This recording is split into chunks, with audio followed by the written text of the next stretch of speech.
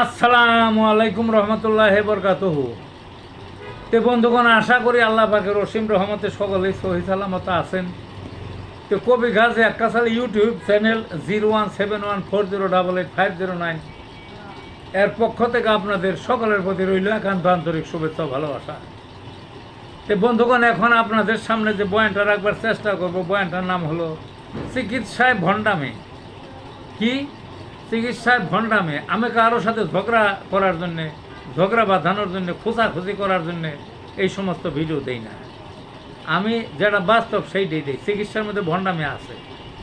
আগের দিনে এক সময় অনেক ডাক্তার ছিল, তখন দেখা যাইতো আমাদের যে ছোট্টবেলায় দেখতাম, আমরা যখন ছোট ছোট ছেলে পেলে তখন দেখতাম বয়স্ক ডাক্তাররা, বিশেষ করে আমাদের এই দেশে হিন্দু ডাক্তাররা ছিলেন অনেক জায়গায়, খুবই ভালো ডাক্তার। তাদের কি যে ডাক্তারি তখন তারা এত বড় বড় সার্টিফিকেট ছিল না, জানি না। তারা ওই বাড়িতে বাড়িতে তাদের ওই চেম্বারে বিকালে একটু বসতেন, আর সারাদিন বিভিন্ন স্ট্যান্ডকে কল করতো, কলে তারা বাইসাইকেল চালিয়ে যাইতেন। তাদের খুব শ্রদ্ধা করতো এই মানুষে, জাতি ধর্ম নির্বিশেষে সবাই শ্রদ্ধা করতো, কারণ ডাক্তাররা তো শ্রদ্ধার পাত্র হবেই, তারা হলো মানব সেবক।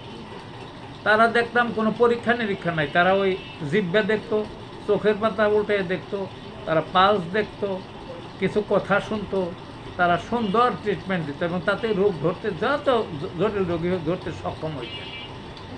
তাদের ইসিজি, তাদের ইকো, তাদের এক্স রে, তাদের ওই যে আরও কী বলে এনজিওগ্রাম, এগুলো কিচ্ছু করা লাগতো না। ভালো চিকিৎসা দিতেন ওই সময়।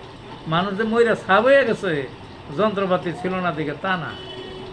কিন্তু এখন কি, এখন পরীক্ষা নিরীক্ষা বাইরেছে। ভালো কথা, এটা সাধুবাদ জানাই, এটা তো খারাপ করতেছি না।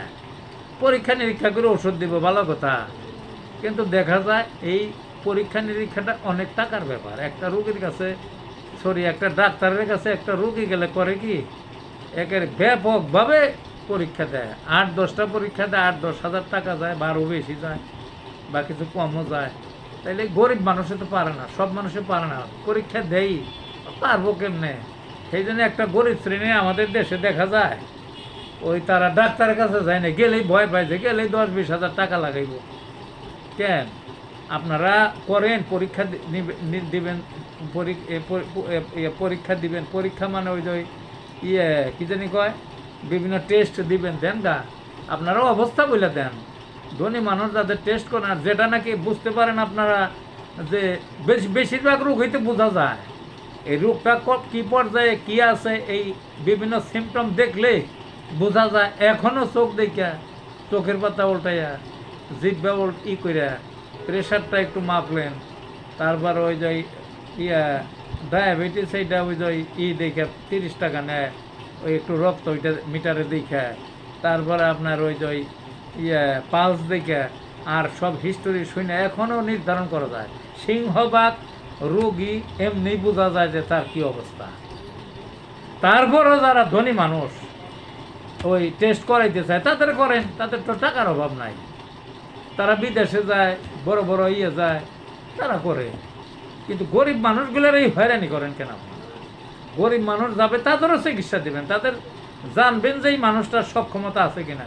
ওই বাড়ির বকরি, ওই গরু, ওই গাভী, ওই বেচা, জমি আটকাইয়া গাছ বেচা চিকিৎসা করে, এরকম কত ঘটনা আছে। এটা কথা হলো?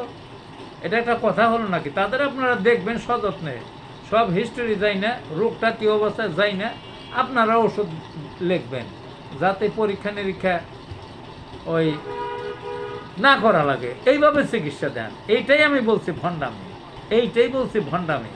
হোমিওপ্যাথিকের কথা এখন আসে। হোমিওপ্যাথির ভণ্ডামি কি? হোমিওপ্যাথি তো একটা লক্ষণ ভিত্তিক চিকিৎসা, সব লক্ষণ নিলে লক্ষণের সাথে মিলিয়ে ওষুধ নির্ধারণ করা যায়। এখানে পরীক্ষা এখানে ওই টেস্ট দেওয়ার কোনো দরকারই পড়ে না, তারপরও এই টেস্টে পাঠায় হোমিওপ্যাথি আলাদা।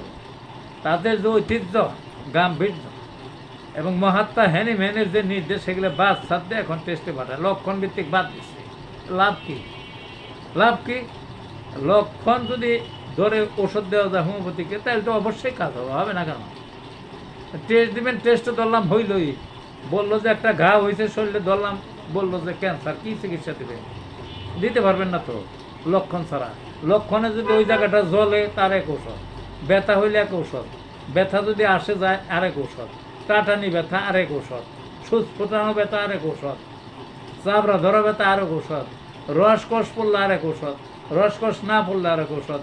তা আপনি ওই মানে এটা একটা উদাহরণ দিতেছে, আপনি টেস্ট করে দেখলেন যে ক্যান্সার, তারপরও লক্ষণ ছাড়া তো হোমিওপ্যাথিকের ওষুধ নির্ধারণ করা সম্ভব না।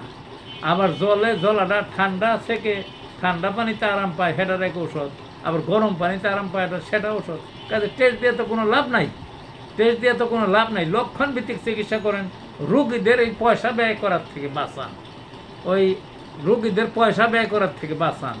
তে ওই কাজে এইগুলোই চিকিৎসার ভণ্ডামি আরও আছে, ভণ্ডামি আরও আছে। হোমিওপ্যাথি আলাগো এই নিজে ওষুধের নাম জানে, নিজের খাতায় লিখে রাখে, কিন্তু নামও জানতে দেয় না, নাম জানতে দেয় না, না দিতে দিতে অন্ধকারে রয়ে গেছে রোগীদের কাছে ওষুধ, নাম জানতেই দেয় না।